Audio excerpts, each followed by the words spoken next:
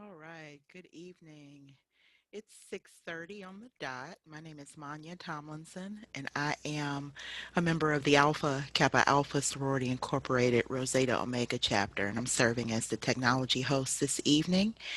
I opened the room at exactly 6:30, and that's to give us time to get acclimated and get settled. But I'm welcoming you and letting you know that you are in the right place. Nichelle, when you get a chance, unmute yourself and I'll make you a co-host Hello. momentarily. Hi, you Good good? everyone. Yes. Good. You can't tell me anything this evening. I pulled my turtlenecks out Oh, and yes, I I have on a turtleneck, so you can't tell me anything. Good evening. It's 6:30. I will be talking periodically just to let new participants know that they're in the right place and that their audio and video is working. Nichelle, I have just made you a co-host. So that you are able to do what you need to do. I would like to do another sound check and a screen share check when you're ready. But I am here standing by and will do my normal um, hosting uh, announcements and housekeeping stuff while we wait for the top of the hour, which is when we will begin. So just talk to me as you normally would, Nichelle. Good evening and welcome. Again, my name is Manya Tomlinson, and under my box it says Rosetta Omega chapter, but my name is Manya Tomlinson. And if you need help, you can go to the chat box and type your comment in there. You can reach out to me individually, or you can look at you can send the message to everyone because I am monitoring the chat box. So I'll be glad to assist in that manner. Good evening and welcome. Currently, there are 7 participants in the room, and you are in the right place if you've come to Paint the Polls Pink, which is the title of our event this evening. And you'll be hearing my voice periodically throughout the next 28 minutes as we prepare for our event. But good evening and welcome to you. Hey, Sir Manya. I'm going to share my screen just to make sure we're all good to go. Sounds good. So here we go. Let's see. It'll just be a quick welcome screen in a second. Mm-hmm. All right. We're seeing your screen. Wonderful. And I see a slide, so I think you're good to go. You've just jumped to full screen, and the Right. screen is up. Beautiful. Perfect. Would you like to keep this on the screen, or was that just a test? Sure. I mean, I can. Okay. Just tell me something in 1 second. Let's see. No problem. Do what you have to do. We're here. Luckily, the screen share works, so I feel good. Can you see the screen changing or no? No screen changing. All we see is the Oh, okay. slide. So this All is right. this is why we do this, so that you can Wonderful. stop, Okay. so Make that you can sure. prepare. I will project the screen again then Do, at like 45-ish. Yeah. sounds good. More That's like 50. excellent. All right. The Sounds waiting good. room has been turned off unless you would like for me to turn it back on. No, no, no. You can turn it off. Everyone Sounds can good. join in and we will get started. Thank Sounds you. good. Well, everybody get used to hearing the sound of my voice. I am just making sure that our attendees know that the audio is working. There is no pressure to turn your camera on. I just feel as if it's the right thing to do so that people know who is speaking. So I've turned my camera on. I also intend to show off my turtleneck frequently. So hi, first fall and winter attire for the year. Just been pulled out of the closet and aired out. And I got a turtleneck on, y'all. Good afternoon. Excuse me, good evening. The time is 6:34. My name is Manya Tomlinson, and I'm a member of the Alpha Kappa Alpha Sorority Incorporated Rosetta Omega chapter. You are in the right place if you are attending, if you jumped in to attend the Paint the Polls Pink event, which is co-sponsored by 2 wonderful chapters of Alpha Kappa Alpha Sorority Incorporated, the Tau Epsilon Omega chapter and Rosetta Omega chapter. The reason I'm telling you that is because my Brady Bunch box says Rosetta Omega chapter, but I am not Rosetta Omega chapter. I'm one person. My name is Manya Tomlinson, and I'm serving as the technology host this evening, which is why I'm talking. You'll hear me talking frequently just so that new participants who come in know that their audio is working. On the screen right now, you should see the Brady Bunch boxes. We don't have a slide shared on screen yet, but we will momentarily. We are in the hands of one of my chapter members, Miss Nichelle Davis, who is online and ready, but we're letting her prepare and get herself acquainted. Again, there's no pressure to put your camera on. So feel free to jump on and off. I'm going to mute everybody automatically at the top of the hour just so that we can ensure a consistent audio experience for everyone. But in the meantime, just relax. I'll see if I can either find some jazzy music or I'll talk softly so as not to disturb those of you who might be. Sounds great. I'm so not a radio voice either. I don't know what's up with this, but um, I am Zoom tired. This is my 5th Zoom of the day. And I would like to, at this point, take the privilege of thanking all of our attendees who are in the education field. Those of you who might work in professions that require you to be online a lot, just thank you. This is not easy, the season we're in, but we're going to make it. It just means that we are Zoom tired. The time is 6:36. I'm going to mute myself for just a moment. I am going to log into the system and send other potential attendees a reminder with the link to log in again, because I think that helps. So Nichelle, I'm here, but I'm looking in another window, okay?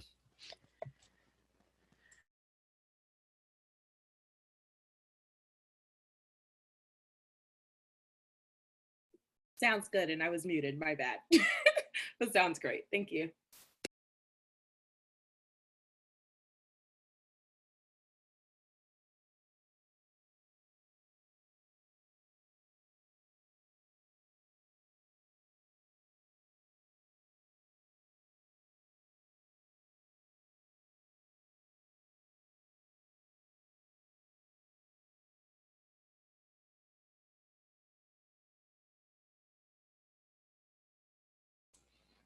We just had a new attendee jump in, so I'm speaking so that they know that their audio is working. Good evening, everyone. The time is 6:37, and you are in the right place if you are intending to attend Paint the Polls Pink, which is co-sponsored by 2 wonderful chapters of Kappa Alpha Sorority Incorporated, the Tau Epsilon Omega chapter, and the Rosetta Omega chapter. My name is Manya Tomlinson. I'm a member of the Rosetta Omega chapter, and I'm serving as technology host this evening. I'm really just speaking so that you know that your audio works and that you are in the right place. We'll begin on time at the top of the hour of 7 p.m.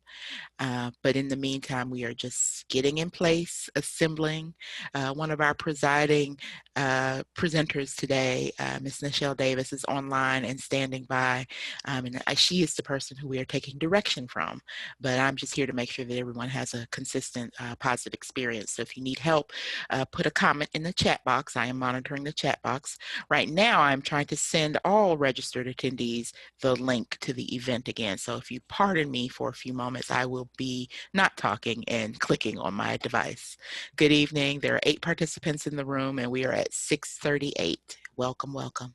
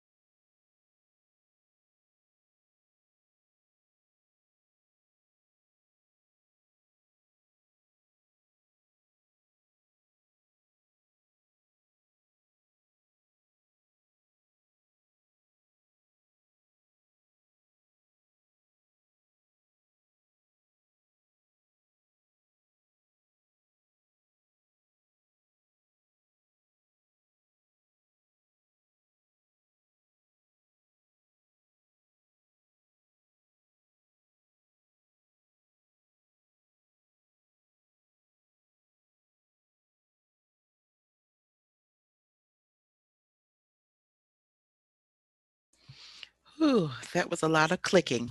The time is now 6:40, and I have just sent the registration confirmation email to all registered attendees again. Um, my name is Manya Tomlinson, and I am a member of the Alpha Kappa Alpha Sorority Incorporated, Rosetta Omega chapter. I'm serving as technology host for this evening's event, which is entitled Paint the Poles Pink. I'm talking so that you know that your audio works. You should hear the sound of my voice if your microphone, if your speaker is working correctly. On the screen, you should only see the Brady Bunch boxes. We have not projected anything to the participants yet. There are 10 participants currently in the room, including our presiding participant, our moderator, Ms. Nichelle Davis, also a member of Rosetta Omega chapter. Tonight's event is sponsored by two dynamic chapters of the Alpha, Kappa Alpha Sorority Incorporated, the Tau Epsilon Omega chapter, and the Rosetta Omega chapter. And this is a wonderful collaboration, a partnership that I'm very excited about. There are currently 12 participants in the room. You'll hear the sound of my voice frequently within the next I don't know, 18 minutes.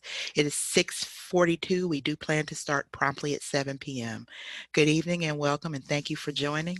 And you can't tell me anything because I am pumpkin spice fresh. I have put on my first turtleneck of the season and a blazer, so I look all professional.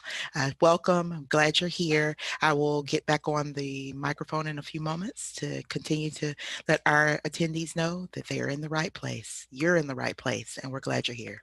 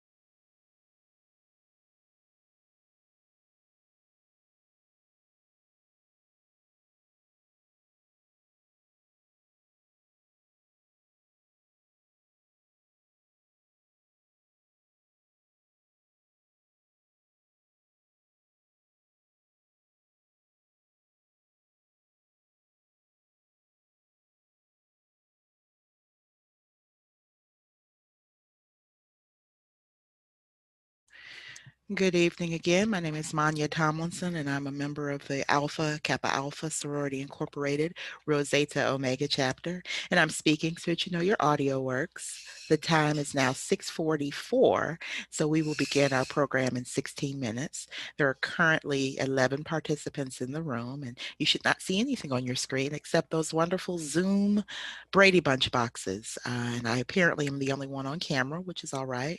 We have one participant on the telephone, and that is fine too. I am serving as a technology host for this evening.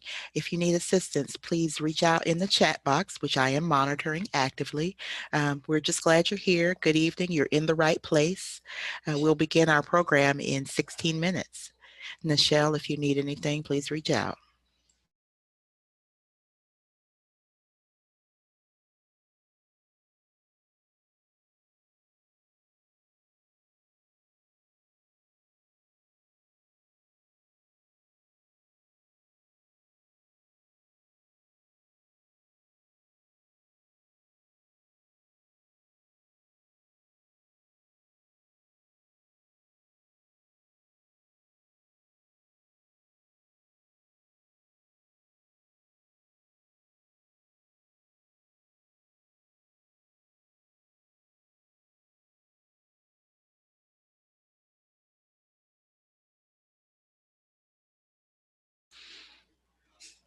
The time is 6:45. We are 15 minutes out to our event, and there are 13 participants in the meeting currently, but we know within the next 15 minutes that will continue to skyrocket. There are dozens of people registered to attend this night's event. So get ready to watch that number rise.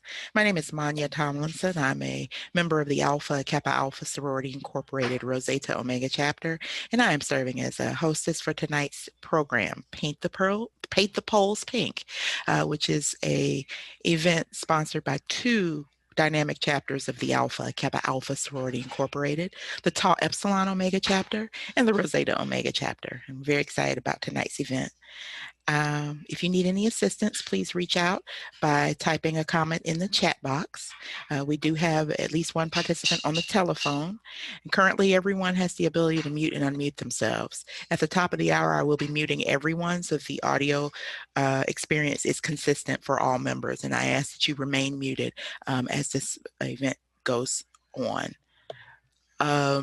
The screen should just have the Brady Bunch boxes on it for now, the gallery view.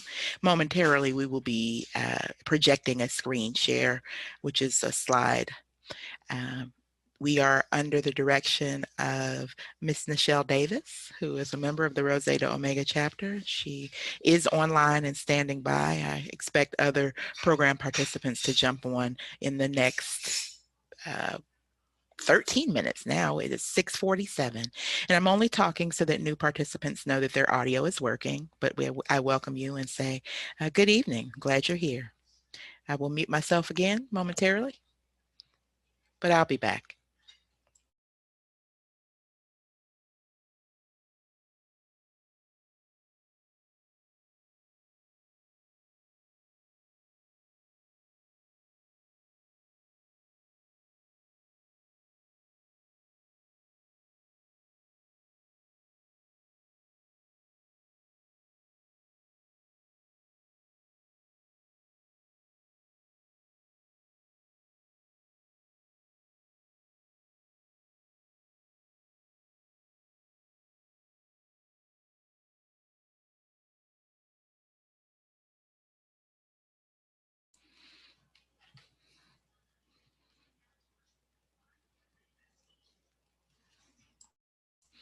Good evening and welcome. My name is Manya Tomlinson.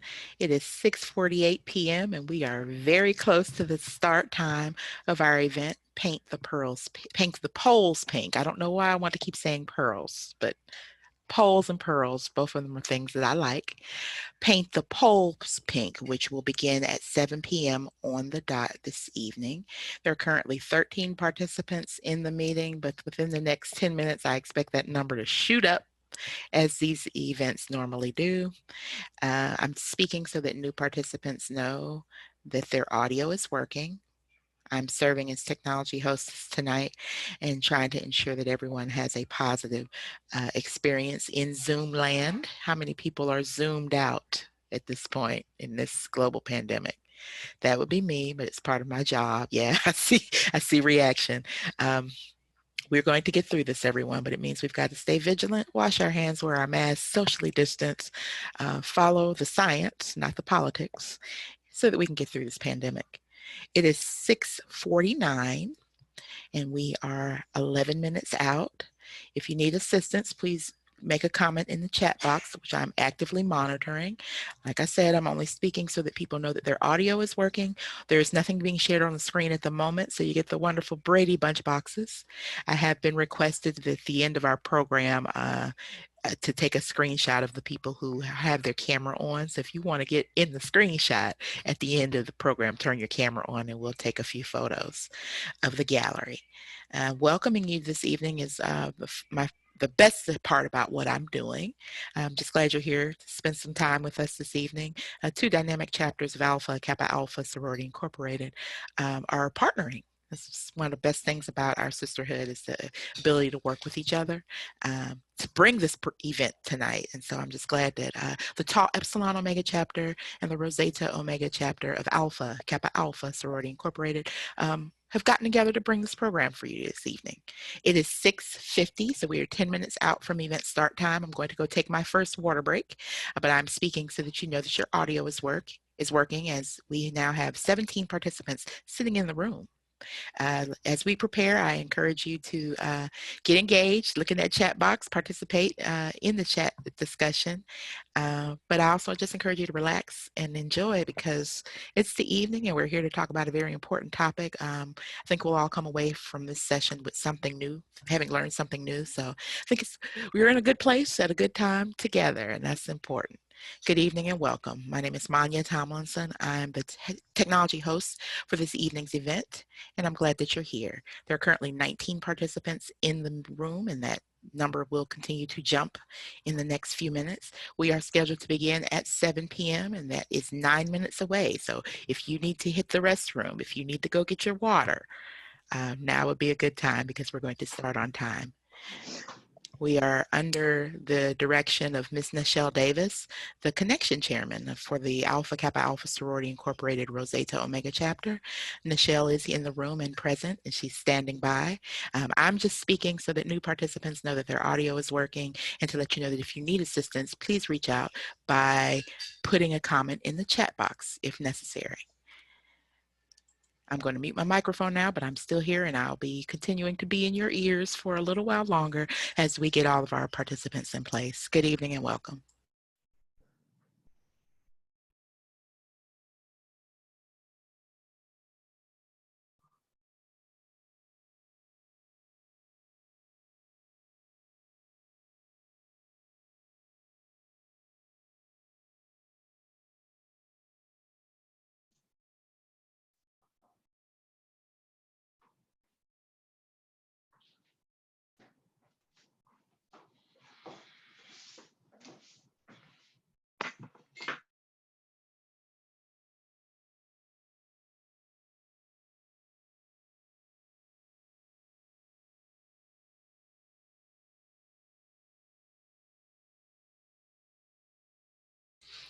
Oh yeah, that number is shooting up. Good evening, welcome. It is 6:52. We are 8 minutes out from the beginning of our meeting. My name is Manya Tomlinson, and I'm a member of the Alpha Kappa Alpha Sorority Incorporated Rosetta Omega Chapter. I'm serving as your technology host this evening, really just here to ensure that you have a positive experience. I'm speaking only so that you know that your audio is working, so hopefully you can hear the sound of my voice. Currently, there's nothing being projected on the screen, but momentarily that will change. Right now, you should just see the Brady Bunch boxes with beautiful pictures and names of people who are attending. There are currently 26 participants online. We do have our leader in this endeavor, Ms. Nichelle Davis, also a member of Rosetta Omega chapter, online and standing by. Nichelle, do you need anything from me at this moment? No, we're good to go. I will project in the next 2 minutes. Sounds good. It's 6:53. We are 7 minutes out. Good evening and welcome. Yeah, my participants numbers jumping up. That's so exciting. This is the most fun part for me.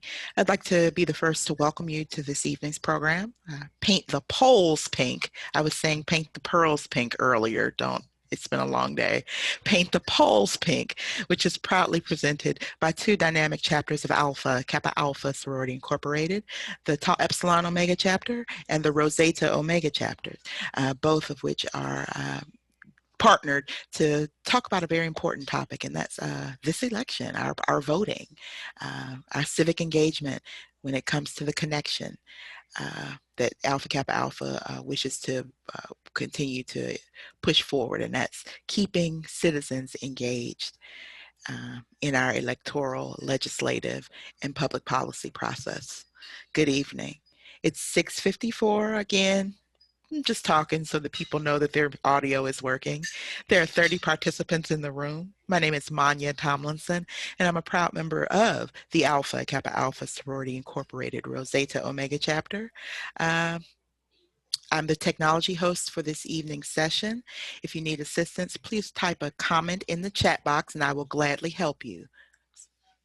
Welcome.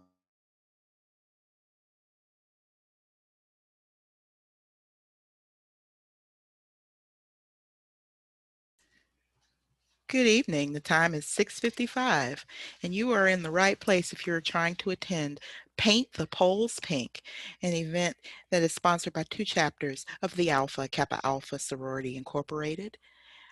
The Rho Zeta Omega chapter and the Tau Epsilon Omega chapter are partnering to bring this engaging and fun, I'll say fun, event to you this evening. On your screen, a slide has just been shared. It's really just to, again, let you know you're in the right place. And I'm just talking so that you know that your audio is working. There are currently 36 participants in the room, and we are 5 minutes out until event time. If you need assistance during this event, please reach out in the chat box. I have assumed, maybe I'm not correct, but I've assumed that most people who are attending are comfortable in the Zoom environment. But if you do have challenges, look for the box that says chat and type in it, and I will troubleshoot and help you. It's my purpose for this evening.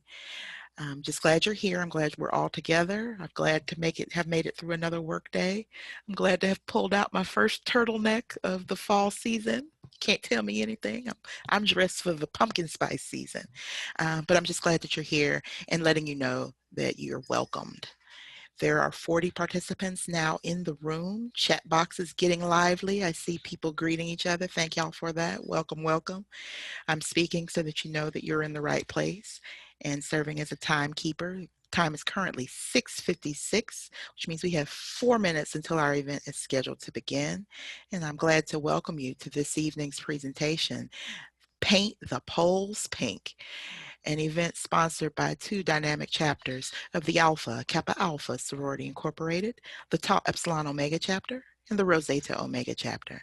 We're glad to have you. Welcome. The time is now 6:57. I have 3 more minutes of air to fill and then I'm done. Whew.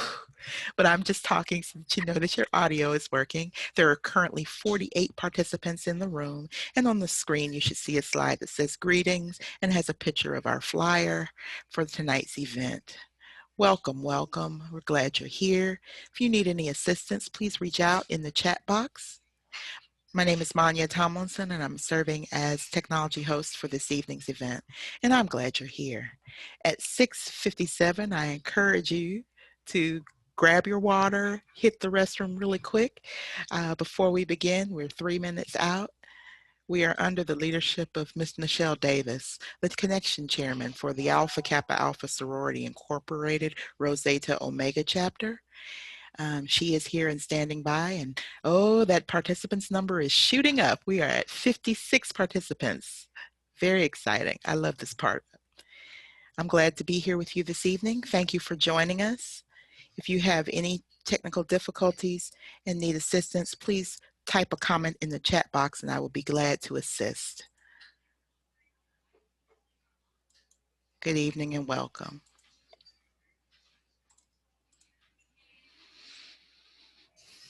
All righty.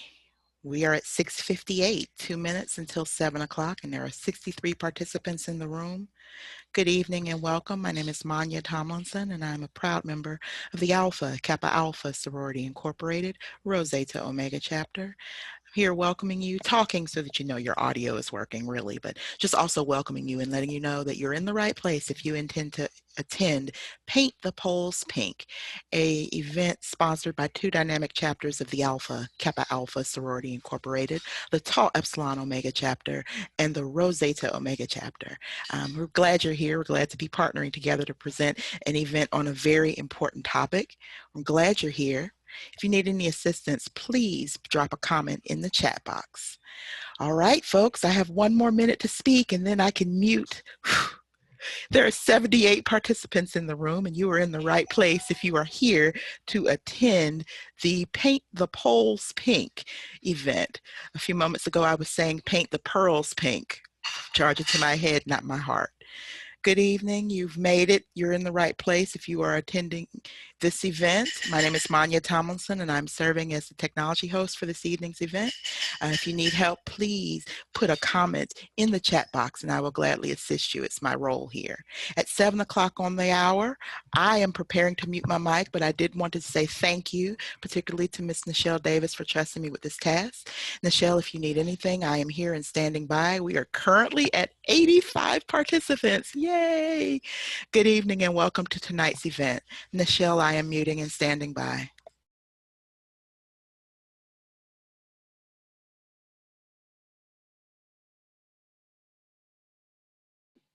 All right, good night, everyone.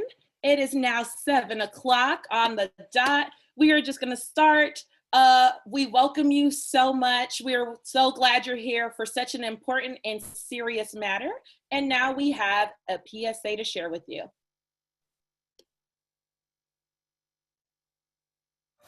With Alpha Kappa Alpha Sorority Incorporated, there is no challenge we can't overcome. Our 112-year history has demonstrated that.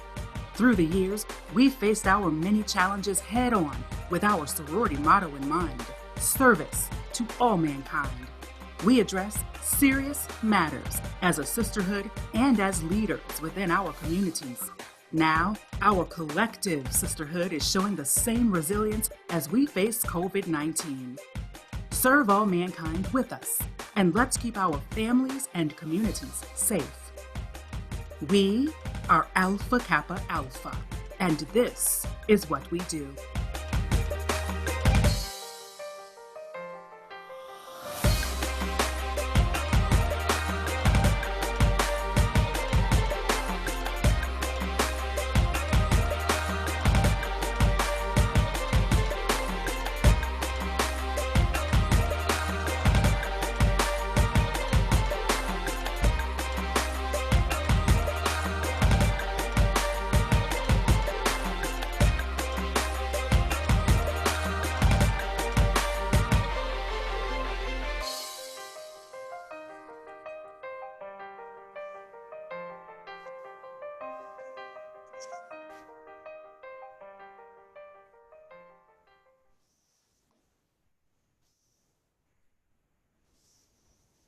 All right, thank you all for viewing that PSA. Remember, wear your mask. And now we will have greetings from our chapter presidents of the Rho Zeta Omega chapter and the Tau Epsilon Omega chapter. Good evening. My name is Angela Sunbury, and I am the proud president of the Rho Zeta Omega chapter of Alpha Kappa Alpha Sorority Incorporated. Rho Zeta Omega was chartered in 1988 and serves the citizens of Cobb County, Georgia. On behalf of the members of Rho Zeta Omega chapter, I would like to welcome you to Paint the Poles Pink. Through the years, Alpha Kappa Alpha Sorority has identified and studied national and international issues which impact the quality of life. One of the issues identified during this recent election season is related to the overall election process. We are excited to partner with our sister chapter, Tau Epsilon Omega, and as well as have members of the Cobb County and Fulton County Board of Elections here today to discuss how to minimize problems related to Election Day. Again, welcome, and I'm looking forward to tonight's discussion.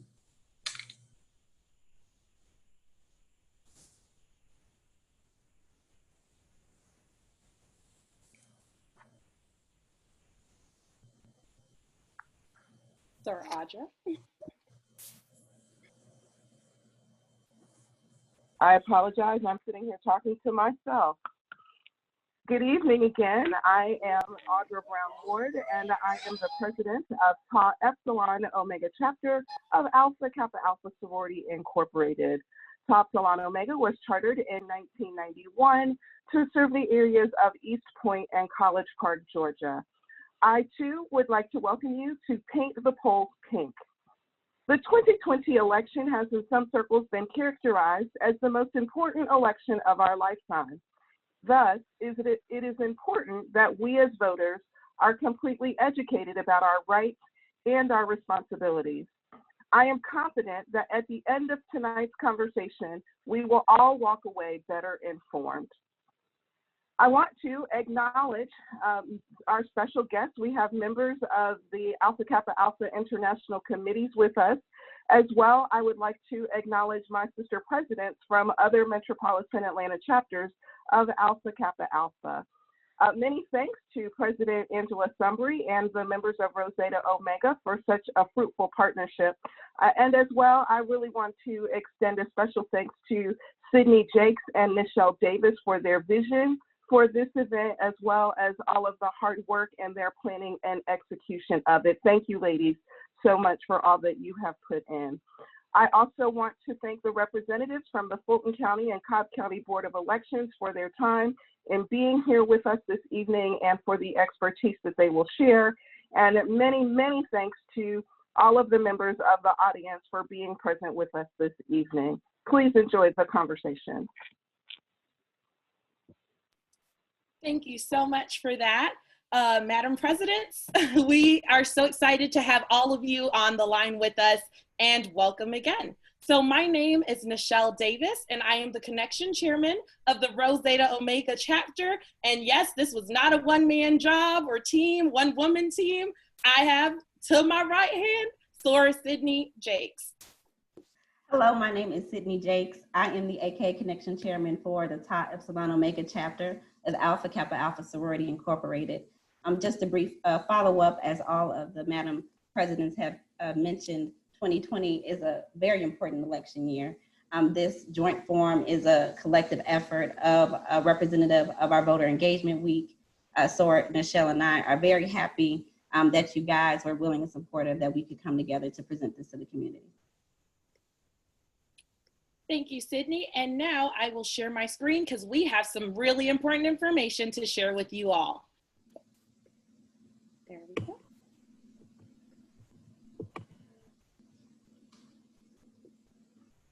All right, here we go. So just so you all know, of course, election is right around the corner, and we have some important information that everyone needs to be aware of. So in terms of Georgia, registration and election dates. So election is November the 3rd, and you may vote by mail or in person. Georgia also allows early voting. So if you have not as of yet registered to vote, the deadline is October the 5th, and that is the last day to register for this upcoming election. Please encourage everyone in your community as well to register to vote.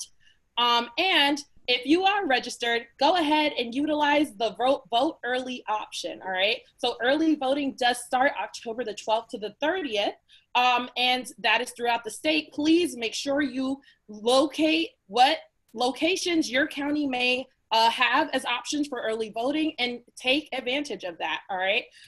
And then, of course, if you are not sure, you can always access information at the Georgia Secretary of State's website, which is my voter page. You can also Google that and navigate to that page.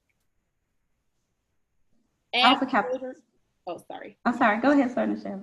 Oh, and just a voter registration portal we do have with our sorority, and when we all vote, you can hold your camera right to the QR code and scan to get registered to vote, or go to weall.vote/AKA. And Sydney, to you.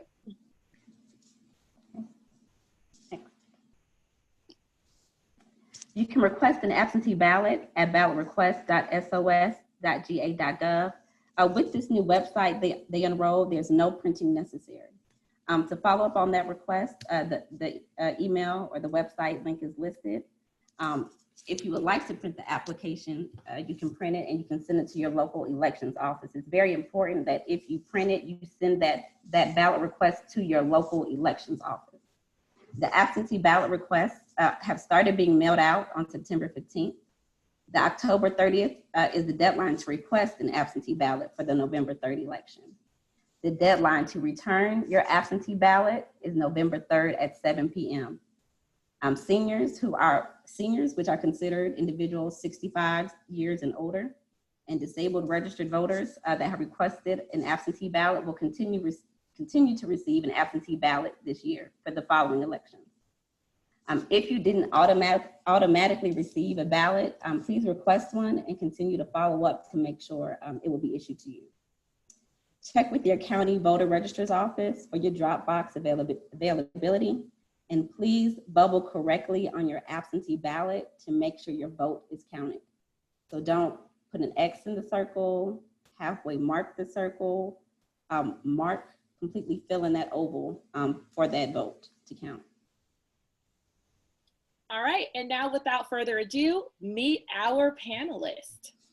So first we have Brenda Jemison with the Cobb County elections, and she is the election manager.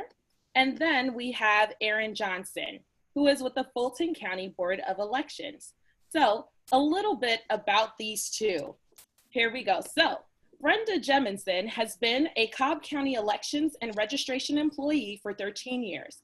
fulfilling the duties of the elections manager since 2012. As the election manager, Brenda is responsible for managing and maintaining the 145 election polling facilities Cobb County currently uses. The elections manager supervises all activities relating to the coordination of voter education materials, writing election procedures, and coordinating the recruitment, hiring, and training of over 1,500 poll workers hired to conduct each election. Brenda, born and raised in the state of Missouri, has been married for 21 years and has a blended family of 3 adult children and 7 grandchildren. So Brenda Jemison is also a member of Alpha Kappa Alpha Sorority Incorporated, and we welcome you. And it is my pleasure to introduce Mr. Aaron Johnson. Aaron Johnson is a member of the Fulton County Board of Registration and Elections. He was born and raised in South Georgia. Aaron is a graduate of Morris Brown College, where he majored in legal studies. His civic duty has always been a forefront of his life. He is a proud member of Alpha Phi Alpha Fraternity Incorporated, where he is a co-chair of the Georgia District's Political Action Committee. Professionally, Aaron works as the Governmental Affairs Director for the Atlanta Realtors Association and the Atlanta Commercial Board of Realtors. He has served under the former governor of Georgia, the former Fulton County Chairman, and the former mayor of Atlanta. Additionally, Aaron served as the Deputy Executive Director of the Democratic Party of Georgia. Aaron lives in South Fulton with his wife, Dr. Alana Johnson, and he has 3 children, Sierra, Aaron, and Austin, where they are members of Enon Church. All right, so you guys heard it. We have 2 amazing panelists, and we are getting ready to start and hop right in. So our first question is, aside from being in the middle of a pandemic, what is so unique about this year's election cycle? So that, both of you, take it away. What is so unique about this year's election cycle? I was going to be the gentleman and let Brenda go first. Why, thank you, Aaron. I will go first. What's unique about this election cycle?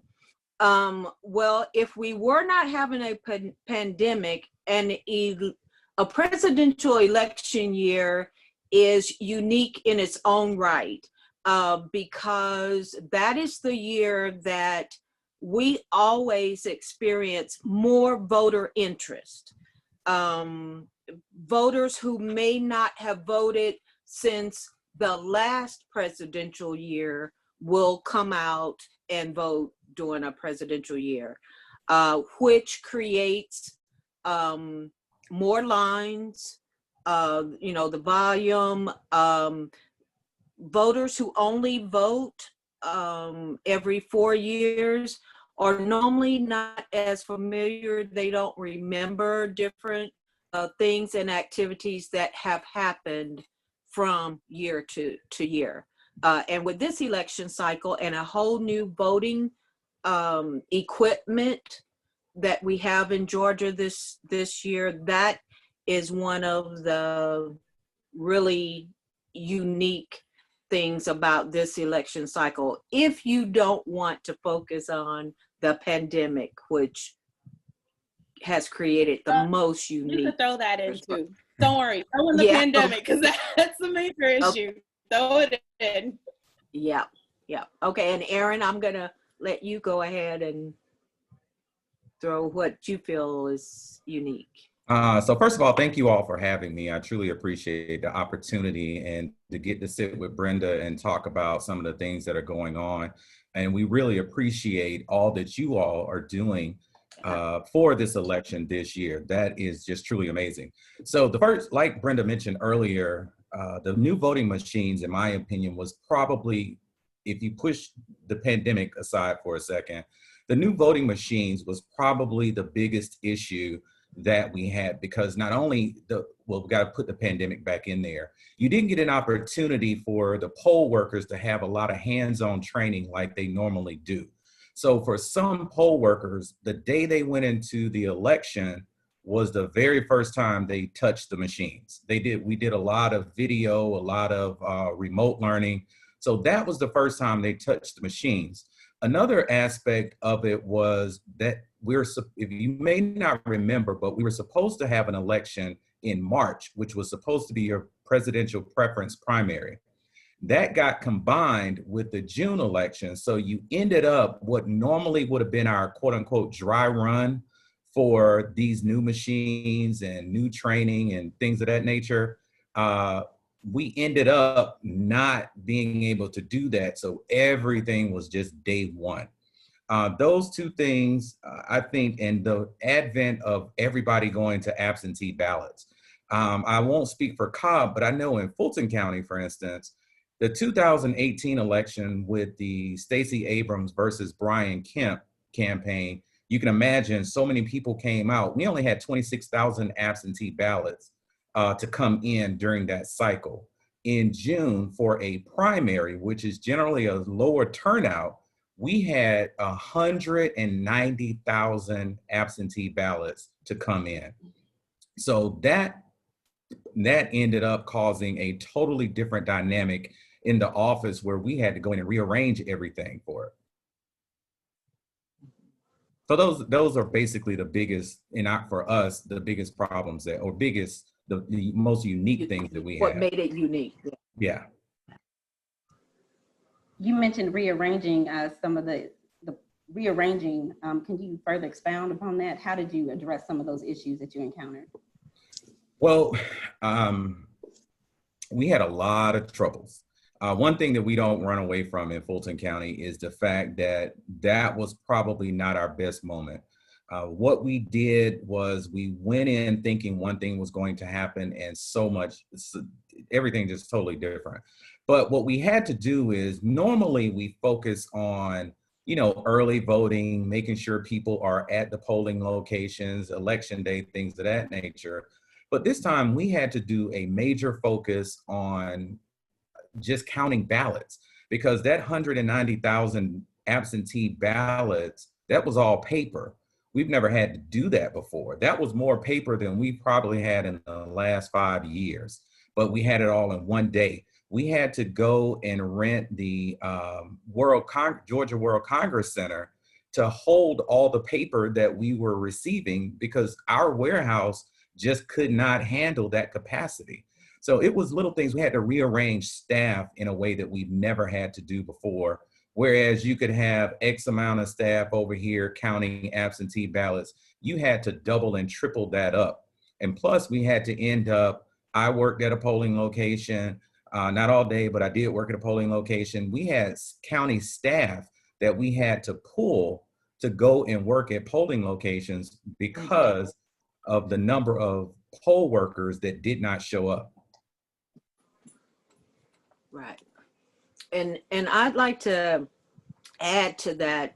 Cobb County experienced some of the same problems, but another unique thing that created issues for us, if we back up even before the election, before Cobb County was always used to issuing their own applications based upon requests.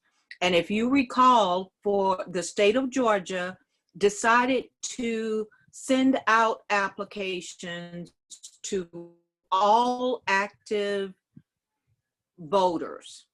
Mm-hmm. And those applications went out. People were not familiar with that.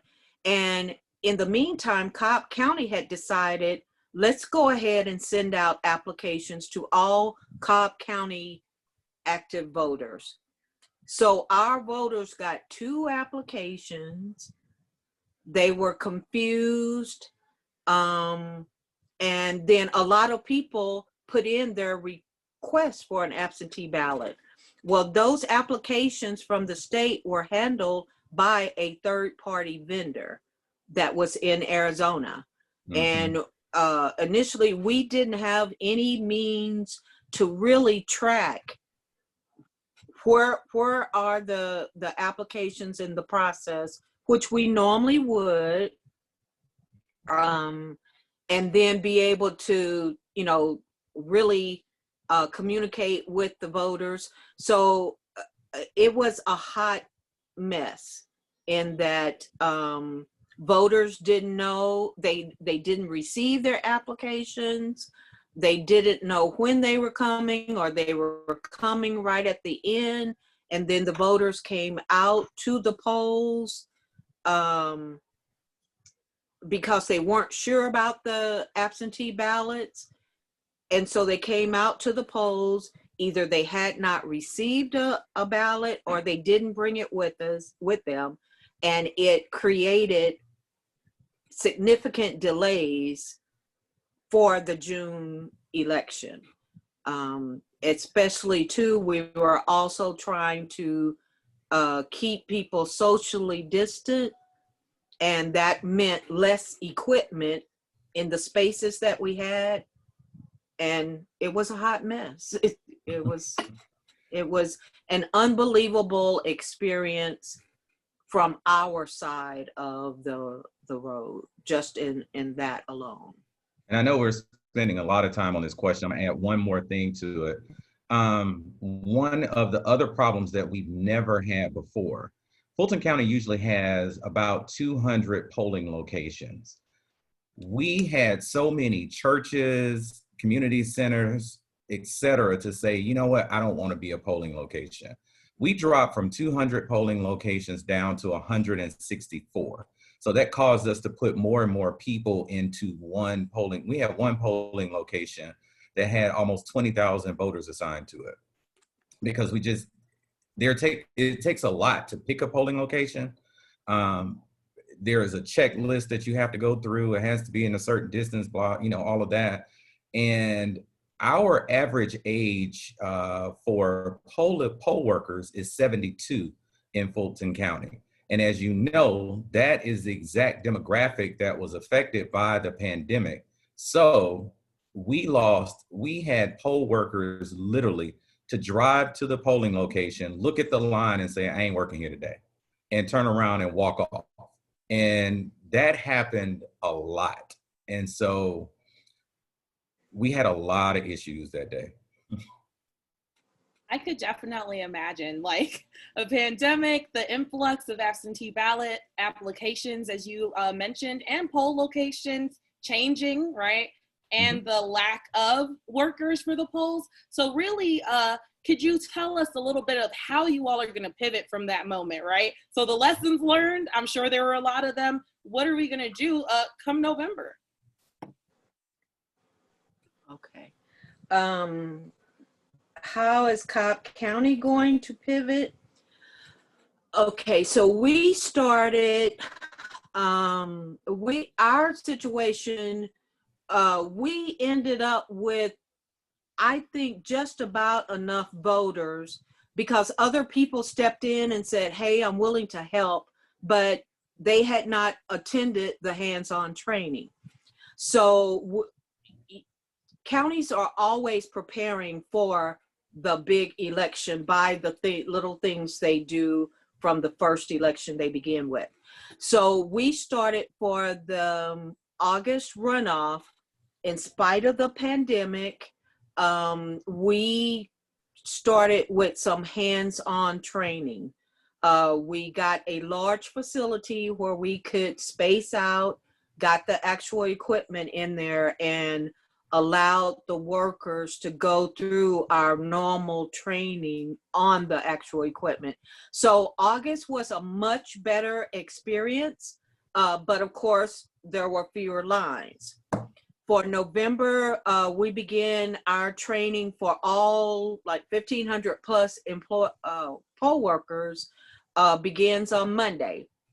And we will be taking the workers through hands-on training, making certain that they're comfortable with the equipment, and teaching them what they need to do on election day.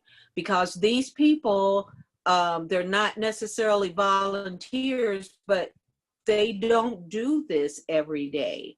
So they work very hard in trying to conduct the elections the best that they can, but without training so that they remember what they should do and what's the lawful thing to do.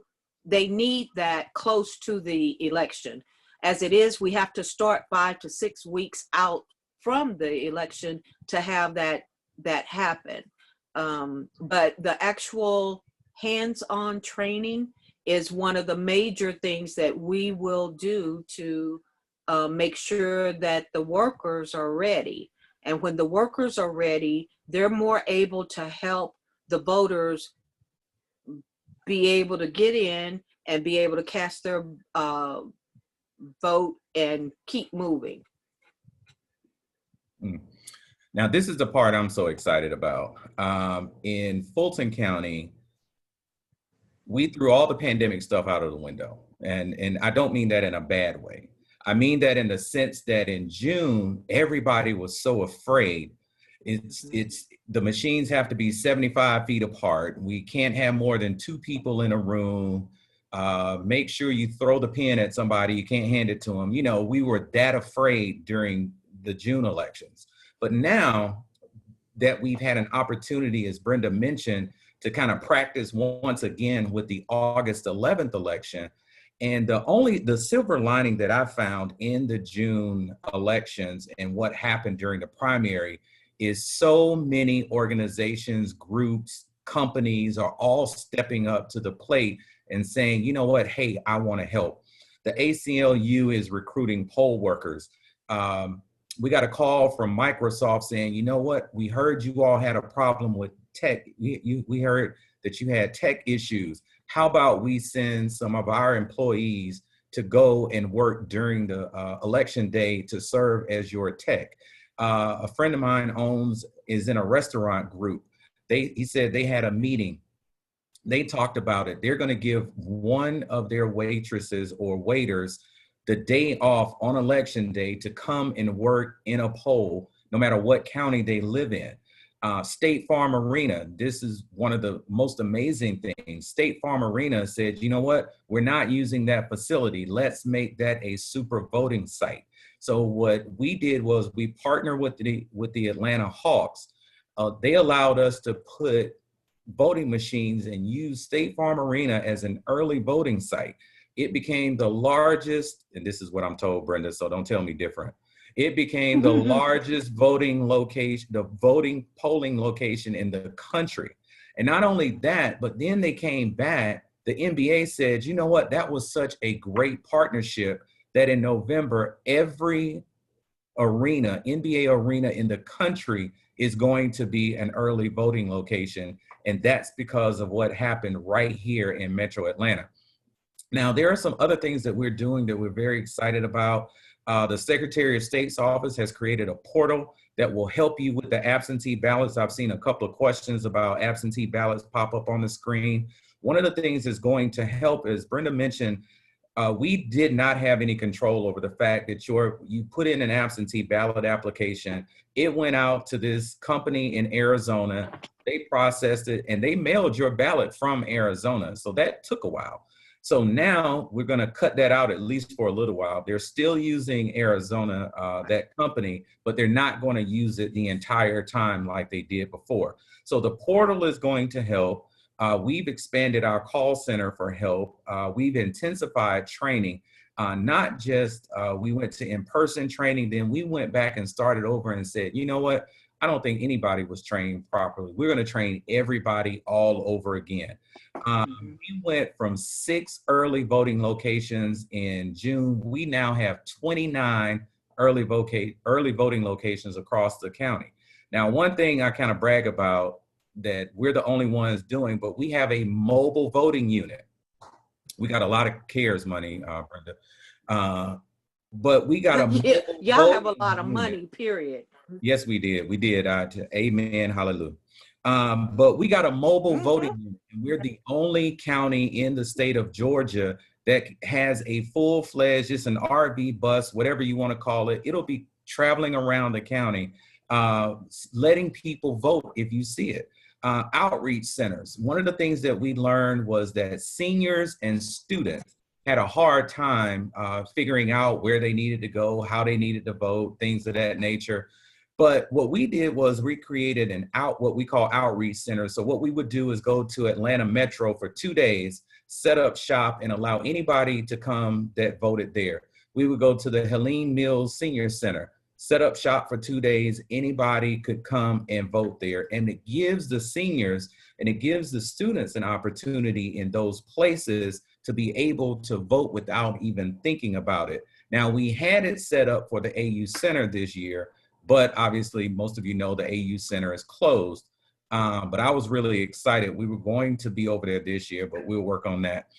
In addition to State Farm Arena as a mega voting site, we have the Georgia International Convention Center down in College Park.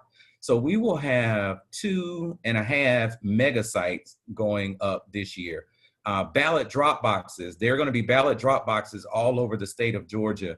We rolled them out during the June election. A lot of people, some people knew, a lot of people didn't know. But in Fulton County, we had 20 drop boxes in June. We will have 40 drop boxes. We doubled the number of drop boxes for the election. Now, I'm being told that a drop box is going to be within 3 miles of wherever anybody in Fulton County lives. We're going to pray about that one, but I heard that that's the truth. I heard that that's the truth. But the great thing about the drop boxes, and you correct me if I'm wrong, I don't know if Cobb is doing it, but in Fulton, you're able to drop your absentee ballot application in that box. So if you get an application, you print it out, you don't feel good about dropping it in the mail, or you may not be able to know how to do it with technology, you can take that absentee ballot application, put it in the drop box. We come by, we pick them up every day. We clean those boxes, we get those boxes every single day. You'll get it back in the mail. You'll get your ballot in the mail. You can fill it out and you can go right back to that drop box and put it in there. They're great. If you go to fultonelections.com, we'll give you more information later. It tells you where all the drop boxes are. They're generally at libraries and government centers and things of that nature. But I'm really excited about the things that we're doing. As I mentioned before, they dropped down to 164 polling locations. We're going to have 255 polling locations in Fulton County on election day. So we're pushing for early voting. We're pushing for absentee ballots, but we know some people just don't trust it. They're going to show up on November 3rd. So we're trying to be ready for everything that comes our way. Absolutely. And that's great. A question to the both of you guys. What advice or tips do you have for voters who experience voting irregularities while voting at the polls? Okay. My best advice and tips would be, one, to vote early. That is key, because if you vote early, if there's anything going on, you have time to get that taken care of before the election. On election day, if there's any problems, you only have that day to take care of anything. But let's say something does come up, if there is any irregularity, and that's gonna happen. But if more people would go ahead and either research or get comfortable with, if I have a problem on election day at the polls, that poll worker is going to offer me a provisional ballot. What we had a lot of in June and August was that people were insistent upon, no, I'm not going to vote a provisional ballot because I don't think that counts, or that doesn't count. And that is just not true. The provisional ballot is a safeguard for if there are any irregularities. What will happen is that ballot will come back and everything will be researched on that voter, so that if at all possible, that ballot can count. That would be one of my tips. And just to go back to earlier, and the law says that I, as a voter, have until October 30th to request an absentee ballot. There is very few places in the state of Georgia, or even within a county. If I request a ballot on October 30th, there's going to be very little chance that I'm going to receive an absentee ballot.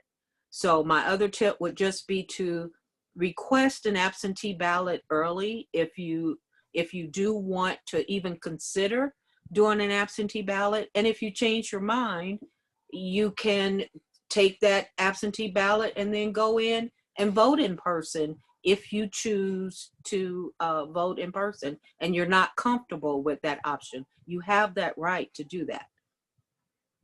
Those will be my 2 tips. Yeah, absolutely. I think I want to add to the fact that I agree, vote early. Just to let you know, October 30th is the Friday before the election. So if you send in your application on the Friday before the election, I don't know about your mailman and your mailwoman in y'all's neighborhood, but mine probably not gonna get it till Saturday. It won't reach our office until Monday, maybe even Tuesday. And then we will probably have to meet you on the corner to drop your ballot off to you so you can give it right back to us. So it's just not enough time to do that. So, but if you do face irregularities on, and I'm so proud of myself for saying that word, if you do face irregularities on election day, first go to your poll manager. If there's any issues that you feel like, go to your poll manager. Also, right here in the metro area, I guarantee you that there are going to be 2 sets of people standing outside. There are going to be voter protection groups and there are going to be voter education groups. Now, they have 2 very different agendas, but both groups will be outside and can help you. Candidates will have people outside. Everything, and one of the things that I tell people is that everything is not a quote unquote irregularity as much as it could be an issue.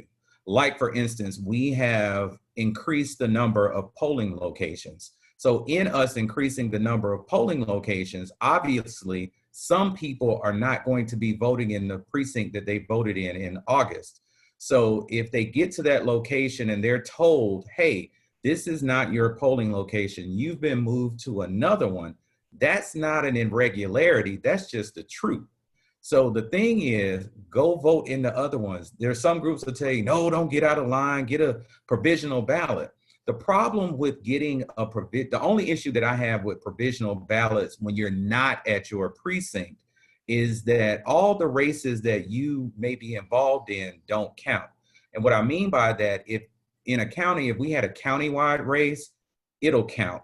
A statewide race, it would count. But your state representative, your state senator, your county commissioner, all of those people you may not be able to vote for because they may not be on the ballot at that location.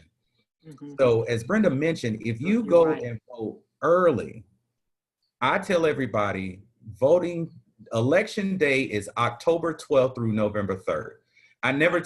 Nobody has heard me say, well, what day is election day? Nobody has heard me say November 3rd.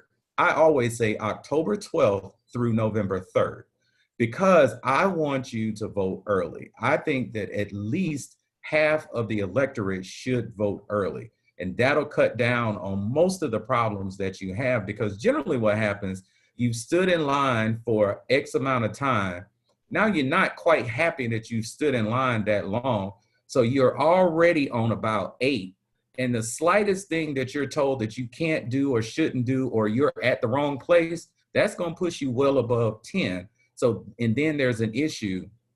So just make sure that you vote early. But if there is an issue, your poll manager, number 1, voter protection groups will be outside and voter education groups will be outside as well. Yeah, you're absolutely right, Aaron. And can I just add one more tip to that is using your phone or whatever device to go to the MVP page. That is critical for voters who are not sure. You can find what precinct you're supposed to be at. You can find out the status of your absentee ballot if you haven't gotten something back, but you can find that out at that MVP page.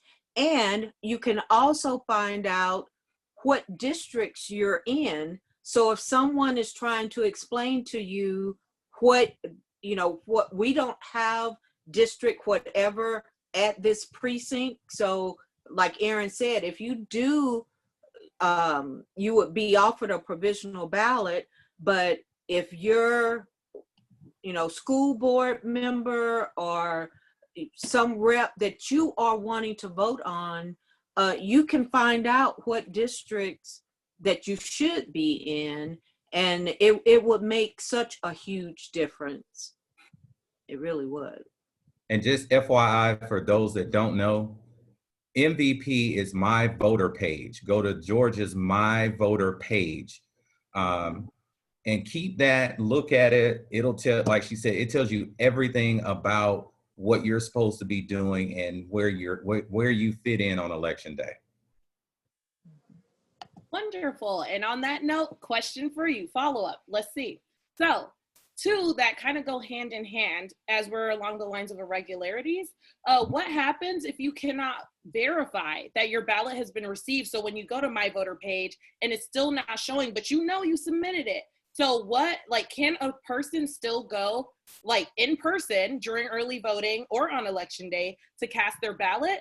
And second part, how would you advise a person or a voter that is showing inactive on My Voter Page? So thinking about those two things, if you can't verify that your absentee ballot was requested, what to do? And what if it's showing that your status is inactive? What do you do in that case as well? Okay, I'll start first, Aaron. And I'd like to start with the second question first, because if your voter page shows that you're inactive, that just means that you have not voted recently. And that does not stop anything for you. If you haven't voted recently, if you go to the polls and cast your ballot, or if you cast an absentee ballot, once that's entered and you receive credit for voting, that changes you from inactive to active. Sometimes we may have to update our information or something like that, but just being shown as inactive will not hinder you from voting. And then what happens if you can't verify that your absentee status? If you go to that My Voter Page, and you can go at any time 24/7, and for myself, if I would not be able to find my status on there, I would contact the local elections office in which I'm registered. They're going to have people answering that phone, and they will be able to look up in the system whether or not they show an absentee ballot received or not. And once you have that information, you can make your decisions accordingly. And it's much better to do that than to show up on election day and not know your absentee ballot status. So I have a follow-up before, Aaron, you might jump in. But what if someone was purged from the rolls? Would it still say inactive? How would they know that they're purged, or are they just truly inactive as in they haven't voted recently? So what would that notation look like? Okay. Aaron, do you want to go ahead and take that one? I'll let you handle that one because you're more technical than I am. Okay. If a person was purged, when they go to the My Voter Page and try and log in, and to log in, you're just putting your first initial, last name, date of birth, and the county. If you have been purged, no record is going to come up for you. That's when you're immediately going to contact your elections office, or I would recommend going on that same page. You can register, and you need to do that before October 5th. And I always recommend to anyone I know, go to the page, even if you have voted recently, and just check, make sure that your status is showing everything that you think it is. And to follow up on that, I do it all the time. I check mine, I check my wife's, I check my sons, my daughters, my mother's, my mother-in-law. We just go through making sure everybody is fine. My mother-in-law has been at the same polling location for 40 plus years, but just in case, we always go to check. But one other thing I wanted to add about it is that I always recommend to people, if you move, I call it updating your voter registration. A lot of people say, oh, go register to vote. You need to re-register to vote. If you tell somebody they just need to update their registration, psychologically, they'll go think differently. Because like at my house, I was telling them earlier, where I live, literally, if I move across the street, I move into a different congressional district, I move into a different House district. I'll stay in the same, and also move into a different city council district. Our street just happens to be a dividing line. I'll stay in the same state Senate seat, I'll stay in the same commission seat, but those other ones will change just from moving across to the subdivision across the street. So make sure that if you move anywhere, you do an update, or if your family moves, like my daughter, she moved from here and she's 5 minutes away from here, 10 minutes away from here, but her districts changed when she moved. But also when you get your license renewed, there is a opt-out option of voter registration, whereas when you get your license, you're automatically registered to vote unless you opt out of doing it, but it automatically registers you to vote, which helps a lot with some of the other issues that people have. So are there certain provisions for special voter groups? For example, the elderly, the pregnant women, or the disabled? Yes, there are for the elderly, and the provisions are like if they come to election day, they can move up into the front of the line, and someone's pregnant or someone's having issues. For Cobb County, they will move them up, to the front of the line or to where their seats and work them in line. However, and I don't think that we have necessarily experienced this since the pandemic, because people just don't come out in groups and bus loads like they were. However, if there is a busload of the elderly, let's say 30, 40 people, or if they just happen to come at that same time, you're still in a line of 30, 40 people, so yes, there are accommodations insofar as allowing them to move up and trying to get them taken care of as quickly as possible. They will also try and direct them to an ADA compliant space to where there's a chair to sit down. I know that all counties do this, but I know, Fulton County, with everything you guys have, you might have something, else, like a wingback chair or something for people to vote in.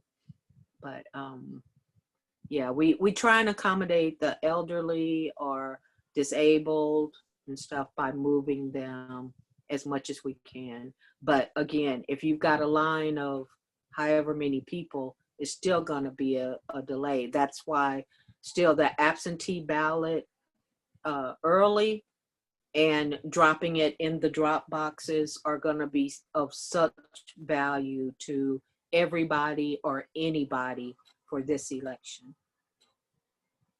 Now, I wasn't going to mention it until she brought it up, those wingback chairs, but I know you have them. No, we don't quite have wingback chairs, but she's right. There are some provisions that we make. I kind of found out the hard way that I don't walk up to people and say, excuse me, if you're 75, you can come to the front. And then I've gotten told Oh, a no. couple times. I just, that happened. So what I do is, and what we try to do is, she technically is 75 and above. Disabled, we bring up to the front. We kind of say, wink, wink. Now, y'all don't get me in trouble for this. I know we're all family here, right? If there are some people, some seniors that are standing in line, we don't make them pull out their ID just to go to the front of the line, but we try to move them forward. But I will mention though, at the State Farm Arena, if you do have buses, if you all decide to bus some seniors in, bring them to State Farm Arena. They have a special entrance just for seniors. There's a door where we have about 25 or 40 machines just for seniors. We'll have about 200 machines in the facility altogether, but there's a whole section, and you park right outside of the door at State Farm. You walk in, as soon as you walk in, they get checked in, and they literally walk right over to a machine. So we try to make it simplistic for them. The buses that we'll have around, we try to make provisions for them as well. Disabled, I'm sure that if a lady was pregnant, a lady was pregnant, she could make her way up to the front. People will be very nice to her and move her up to the front. But that you won't read that on the sign. That'll just be a little Southern hospitality. But for seniors and disabled, yes. All right. Thank you all for answering those questions. Now we are going to take questions from the chat. However, the way we're going to do this, just because we want to answer as many as possible, kind of like rapid fire, one of you can take it. We'll keep moving unless it requires a response from both counties individually. All right. So we're good with that? All right, here we go. So the first question is, how do the counties communicate with each other? Are there meetings among the managers from the various counties?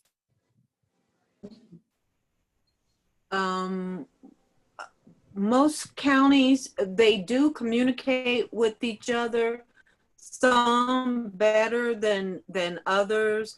I know the larger counties, like Fulton and Cobb, the department heads will communicate. There is an association that, prior to COVID, there were meetings at different times of the year where counties would get together to communicate and make sure that as much as possible, things were, kind of being run consistently.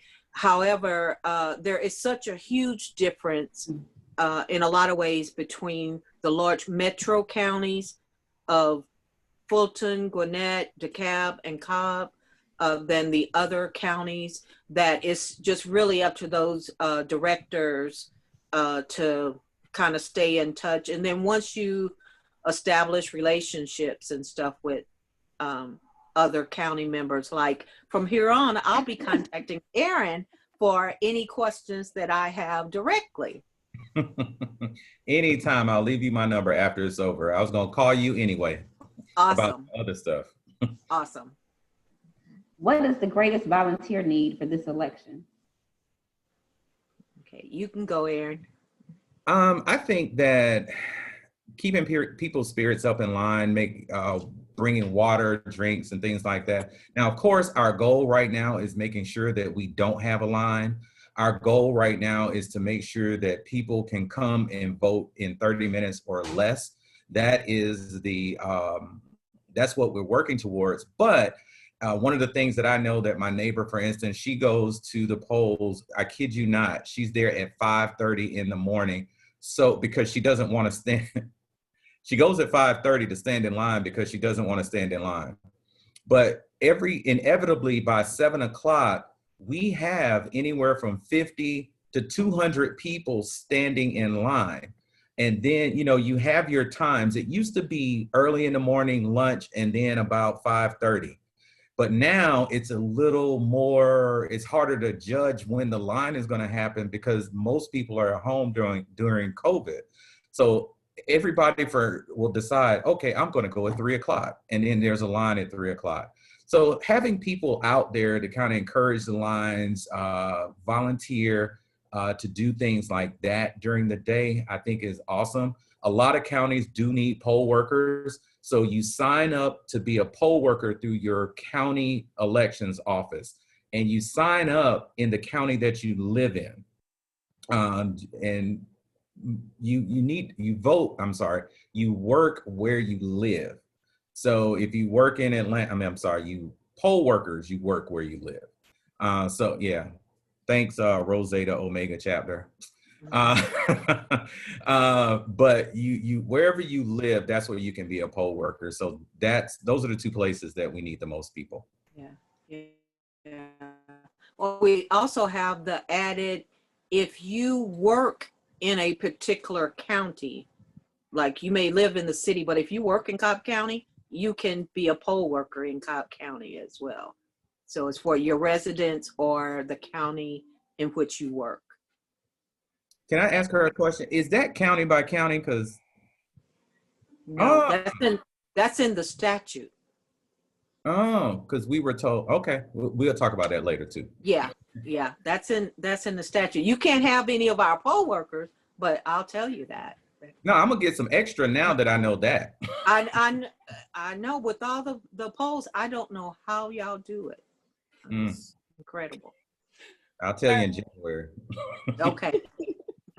All right, so the next question is, how do you plan to encourage the younger generation to volunteer as a poll worker? Is there a committee that's in charge of this type of engagement, or what's the plan? Okay. That's what the AKAs were doing. We're all doing it, all right? Yeah, there you go. You include it. Yeah.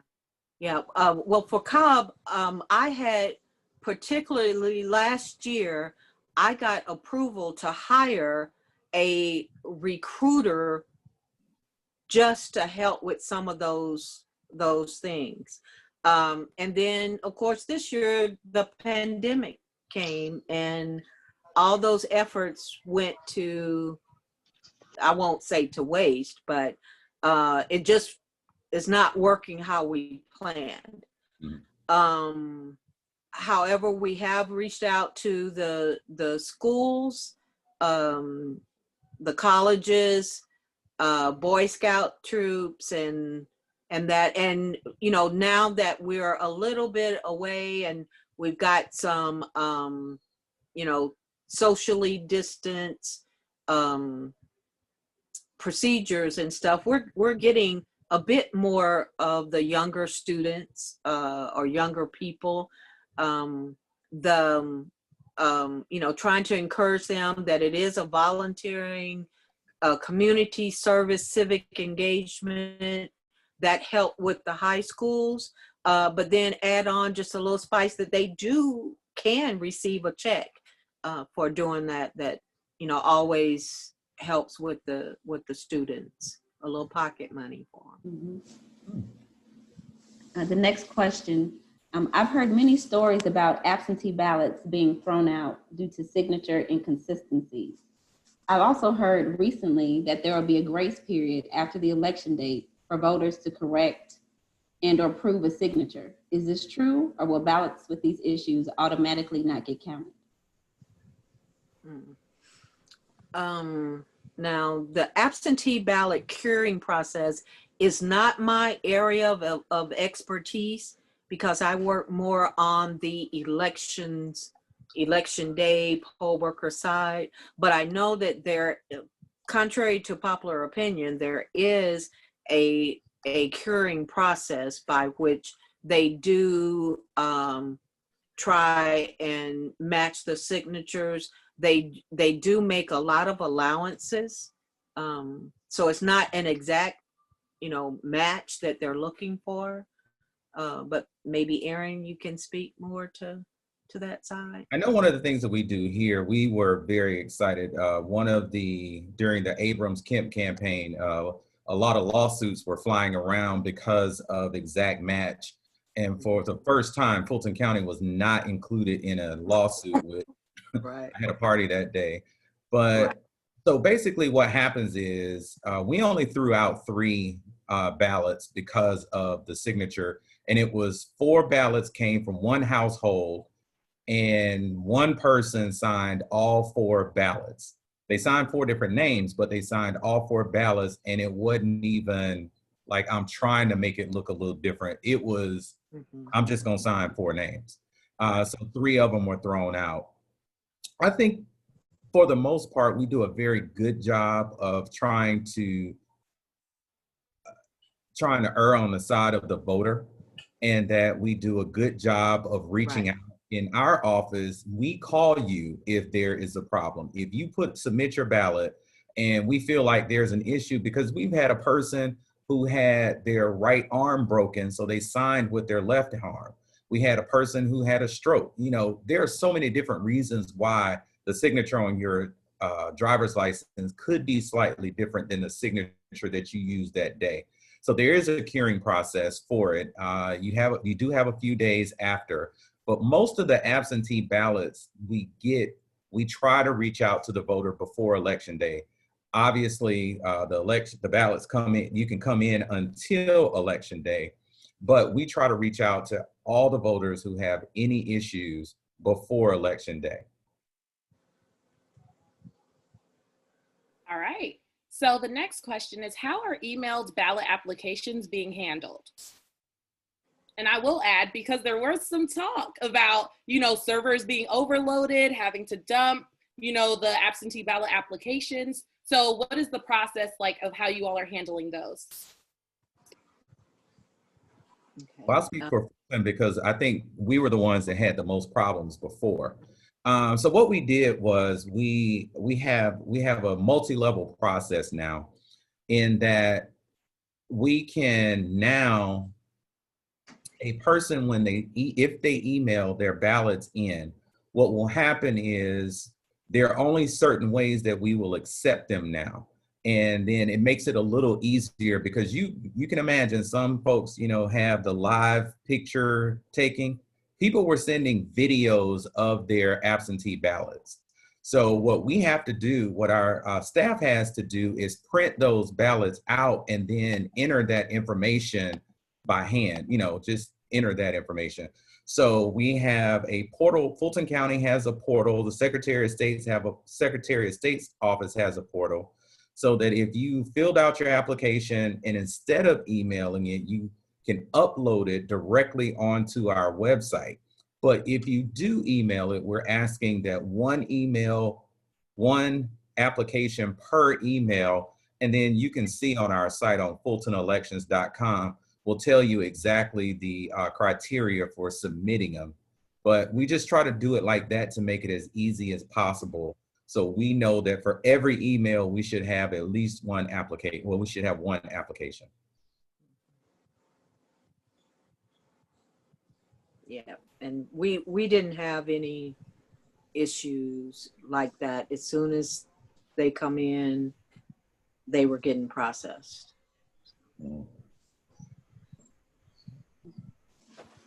Aaron, I know you mentioned the mobile unit. Is that specific only to Fulton County? The only one. Yeah.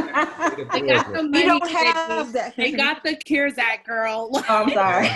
We took full advantage of every dollar. One of the things that we did that we worked very hard at, and when I say the silver lining from June, so many people, I mean, we're still all friends here, right? Rich people, philanthropic groups, you name it. We were getting calls, because we're Atlanta. We were getting calls saying, we want to help, we want to help, we want to help. All Microsoft, everybody wanted to help. So we were able to capitalize and apply for grants. We were able to leverage money from the county. We were able to leverage money in different ways to do things. Now, I'll admit, we were already in the process of the mobile voting unit. That was something we were already looking at. It just came in right on time. And the outreach centers, we had already done that for the 2019 elections for the first time, to try it out to see, to make sure that it worked properly. So some of the things we were able to do that we were planning to do, but weren't able to do in June, we're able to do that plus so much more for November. Yeah. And a follow-up question, will other counties have drop boxes as well? Yes, everybody in every county in the state has drop boxes. The whole state has drop boxes. It's just a matter of how many you have in your county. Different counties have different numbers. Brenda, you were going to add to that question? Yeah, I was just going to mention that Cobb County does not have a mobile voting bus to go around. I stand in true amazement that, I mean, if you think about it, that takes so much to be able to do. We struggle with experienced staffers to just do the election day and the advanced voting places. We only have 12, and we do we're doing a couple of Saturdays, but we don't do Sundays. And we struggle with trying to have experienced staffers and trying not to kill them, you know, doing what, because it's a lot of additional work that no one ever sees than just to cast the ballot. And you know, we're trying to do every avenue that we can, but all of the additional stuff that Fulton County is able to do, we stand in amazement, because that's a lot. Good stuff there, Fulton. All right, Cobb's coming up. But the next question, the next question is, if a voter arrives at the polling location listed on his or her current voter registration card, but learns after waiting for hours that he or she is not in the system for that particular location, just to reiterate, you guys touched on this before, but what should he or she do to ensure that the opportunity to cast his or her vote is seized? So what should they do? Okay, if they get to that poll and they're going to be pulled up, and if it does not show them in the system, the first thing that those workers and that manager is going to do is take them to the provisional station. When they get to the provisional station, they are going to contact the main office, who has greater resources available to them than the workers do there at the poll. And so they will look them up and see where they're supposed to be, or what has happened. If maybe something has happened that they were transferred to another county, so that's why they're not showing or whatever in that system. And then the workers will get directions from the main office. But let's say that it's difficult for the worker to get in touch with the office. They will offer a provisional ballot, and that person will be able to vote a provisional ballot. The same thing will happen during early voting if they show up at an advanced voting location, but advanced voting locations are able to pull pretty much any kind of ballot that could be offered in the county. And so let's say I don't show up, but they're going to pull one based upon where I say my address is. And then if I cast that ballot, I'm casting it for the candidates that would be eligible, that I would be eligible to vote for, versus on election day, a provisional ballot. The only provisional ballot that worker can give a voter is the ballots that are there, and for the districts and everything that location has.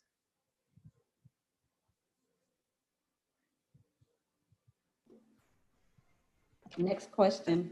Aaron, did you have something to add? I'm sticking to the rules. Gotcha. Thank you. How long after requesting an absentee ballot by mail should I wait to receive my ballot before following up to see what happened? I'll answer that one. It depends. Ballots, you can request your ballot up until 180 days prior to the election.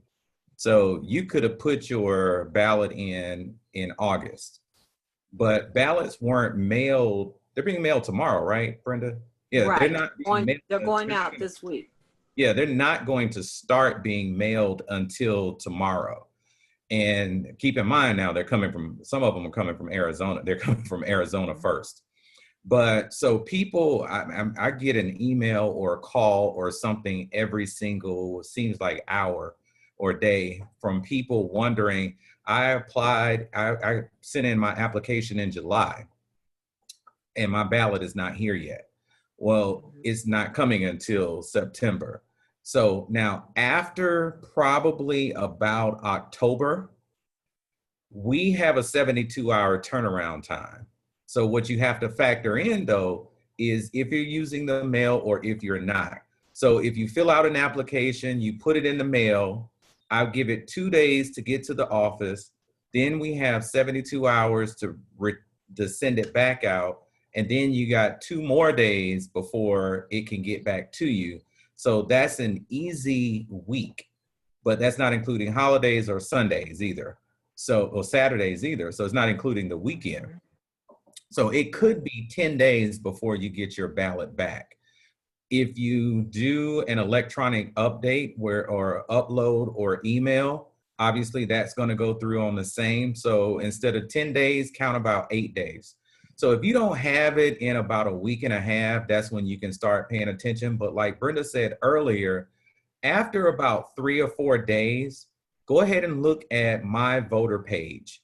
And that will tell you if your ballot was received, because as soon as they get it, theoretically, as soon as they get it, it's starting to be processed. And when it's starting to be processed, they enter it into the computer and that date will show up as date received.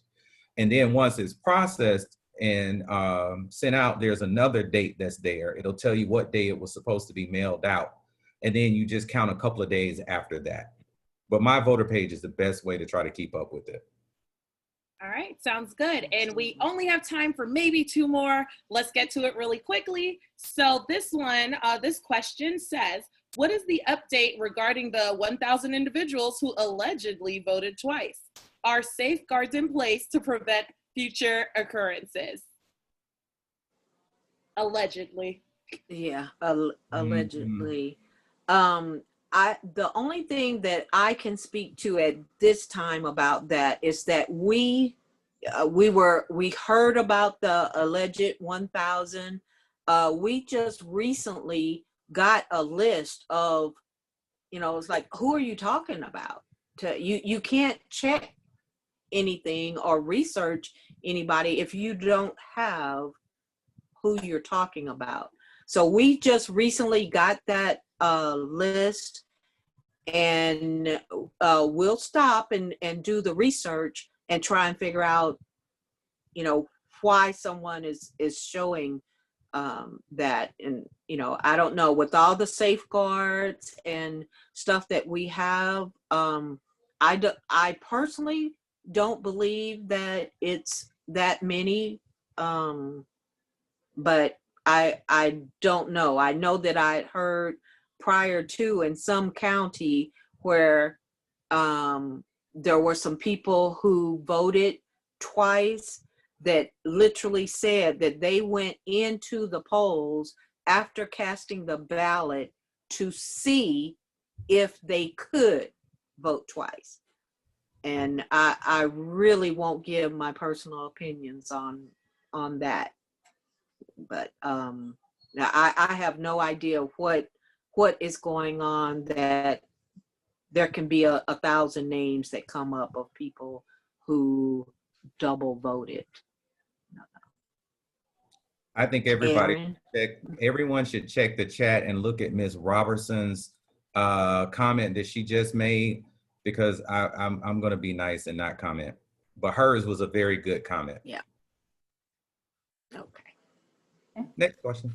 Next question. On average, how long does it take to change your address? If you updated your address, how long does, I'm sorry, I cannot read this question. On average, how long does the change of address process take? Well, it depends on if you get it done while you're getting your license done or they do it electronically. I think it takes about 2 days, Brenda, or so. Yeah, it's But if about a you- couple of days. Yeah, it only takes about a couple of days, but if you mail it in, add another couple of days for that mailing process. But if you mail it in on Saturday, by next Saturday, it should be updated. So if it hasn't updated within 4 weeks, should she redo it? Oh, absolutely. Okay. All right, so the last question before we just do some rapid answers before we close out is, are the counties going to post signage to tell citizens where to go for the ones who do not have access to the internet? Great question. To go where? To vote. I don't know. How are we reaching the people that don't have internet? How can they? Well, if you don't have internet in Fulton application? County, well, if you don't have internet in Fulton County, we're doing multiple levels of reaching out to people. The first thing, like I mentioned, we're going from 164 to 255 polling locations. Every household affected will receive what we call a head of household letter, letting them know the change in polling locations. After that, we're gonna send, you know, your little voter precinct cards. You're gonna get a voter precinct card in the mail. So every person will then, that is affected, will receive it. Not every voter in the county, but every voter that is affected will get the voter card. Then on top of that, we're reaching out to all the mayors and city council members, letting them know. We do every form of notifications that we do. If you live in the city of Atlanta, we've been notifying NPUs, community associations outside of the city of Atlanta, every medium that we can think of, telling you, going around doing events like this. We let organizations know, hey, be on the lookout. Let your members know that there are going to be some polling changes and some updates, and this is where you can go. This is where you get your information for early voting and things like that. So we try very hard to go out and reach as many people as we can. And then on election day, we have people assigned to every polling location to let them know, to try to, you know, walk around with an iPad or something to let them know, hey, with my voter page, you're not supposed to be here. This is where you're supposed to go. All right, Yeah. sounds good. Something Yeah. that Cobb County, in addition, we do, and we just got them printed and sent out to all the bus, MARTA bus stations. They're gonna have placards on the buses that remind people of the dates and information about voting. And we will also send out in the utility bills information. You know. Okay, that's a nice approach. Okay, check your bill and register to vote or request your absentee ballot. So Write that down. on that note, you know, check your bill, pay it on time, and register on time, right? October 5th, voter registration deadline, saying it once more for you. So just real quick answers, see some really quick questions. So if someone is wrongfully purged from the rolls, guess what? Register again before the voter registration deadline. You have time to check it. No purge happened right now. It would already happen. So you should know that you can't get in. So make sure you go ahead and register. If you mailed your absentee ballot request, still haven't received it, firstly, you should check, remember, within like around 10 days, but even before that, it should show up as received, right? So go ahead and request it again, because there might be an issue right there. And if you get to the poll and your name has been dropped from the registry, you should already known it was dropped, right? The purge happened a long time ago. So register again before October the 5th, all right? So that's some quick answers for you all. Just, you know, trying to get as many questions answered as we possibly can. And on that note, just a couple of reminders as we close out this evening. So National Voter Registration Day is on September the 22nd. It's loading. Give my laptop a little struggle, minutes. All right. So please join in on local efforts to engage our voters on National Voter Registration Day, September the 22nd. And also, once again, request your absentee ballot. All right. They're already starting to be mailed out this week. Voter registration deadline is the 5th. Advanced voting begins October the 12th. You have so many ways you can vote in this election. And if all else fails, show up on election day, November the 3rd. All right. So just want to give some final greetings. We do have Melanie Key Bales on the line with us this evening. She is our cluster coordinator for the metro area. So Cluster 5, she's in the building. We welcome you and thank you all so much for attending. This was so informative, and to our panelists, y'all are amazing. Exchange contact information. We're just creating connections up in here, y'all. So thank you all so much for joining us tonight. And look, I even gave you back 9 minutes. Reclaim your time. This was awesome. All right. If you have more questions, you can hit up Sydney Jakes or Nichelle Davis, yours truly. And this was amazing. Thank you all so much. Thank Clap you. for our panelists. Thank you. And tell Audra my wife was really here. She was in class. She just got here a little while ago. So y'all can have She can hear you. So I have received a request for a screenshot of the gallery. Yay! That's a lot of people's proof that they were here. So if you're comfortable, turn your video on. I will count to 3. Do I have anyone to capture the screenshot, or should I do it? I should do it if I'm asking. I wasn't the requester, but okay.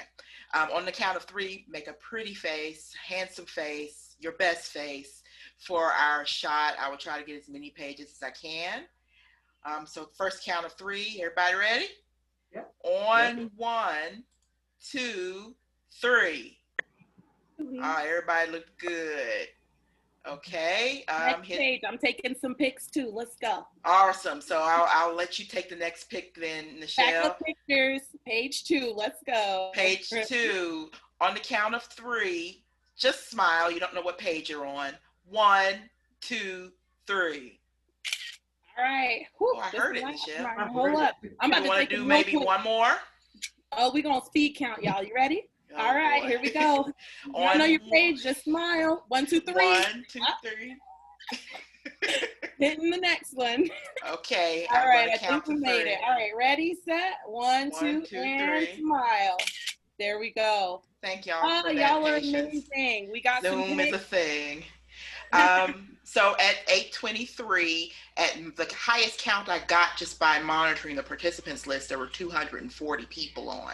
I think that number will go up. This event was set up so that participants could listen in on phone or via device, so that number may have some variance. Chat box was extremely active, and so the attendance list and the chat transcript will go to both chapters. This has been a presentation from the Alpha Kappa Alpha Sorority Incorporated Tau Epsilon Omega chapter and the Rho Zeta Omega chapter. And we're just glad to partner. My name is Manya Tomlinson, and y'all made my job as hostess easy. As a matter of fact, I ate dinner while listening to y'all. That's why I went off camera for a while. But I enjoyed it. I particularly enjoyed our panelists. So thank you for just sharing your wealth of wisdom, and thank you for your service to the citizens. Thank you for inviting us. Yeah, I enjoyed this. I want to do it again after the election. I'm gonna because it's been a long season, and so I can imagine what you're going through. But I just encourage you to keep going and to keep the faith, because you're allowing people to exercise one of the greatest American rights that we have, and that is to vote. Keep sending those prayers up. Done. Don't have to ask again. Much needed. And prayers to everyone. I encourage everyone to wash those hands, wear those masks, socially distance, so that I can see you in person once we are on the other side of this pandemic.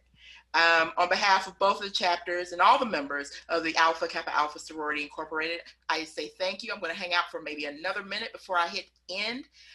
Let's give a big round of applause to Nichelle Davis and Sydney Jake, our moderators. Y'all did that. Thanks, y'all, and thank you all so much for coming. We couldn't have done it without you.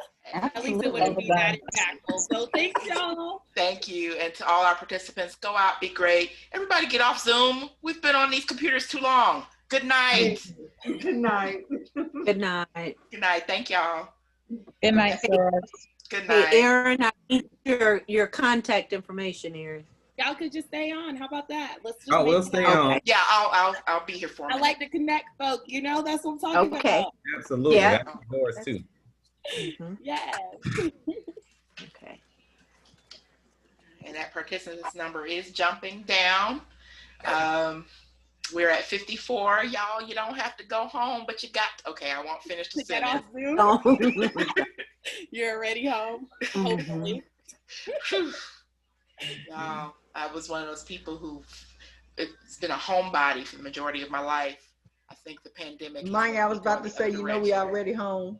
Yeah, we are all home for the duration. We've got Great 42. job, Michelle, and you all. Great job. I'm proud of y'all. Hi, 42 Maya.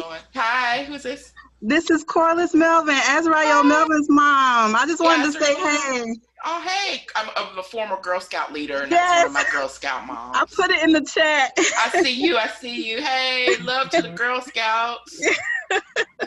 Okay. Oh, my goodness. Cookie time. What's going to happen this year? Don't answer that, Corliss. The Girl Scouts will get their money. Cookie sales will happen. I know it. The participants number is still jumping down. Everyone, we're pausing because our two panelists are going to exchange private information. So it would help if you jumped off. But we still love you and we're glad that you're here. Turtleneck update. I had to come out of it at some point as well. It's way too hot for this turtleneck, but I was so excited to pull it out this morning when I realized it was cold. You though, you did it. You broke it. It's coming off as soon as I can get this thing ended. There are 27 participants. Come on, y'all. We just want to give our panelists and speakers a few moments. And Manya, you can stop recording now. Sounds good.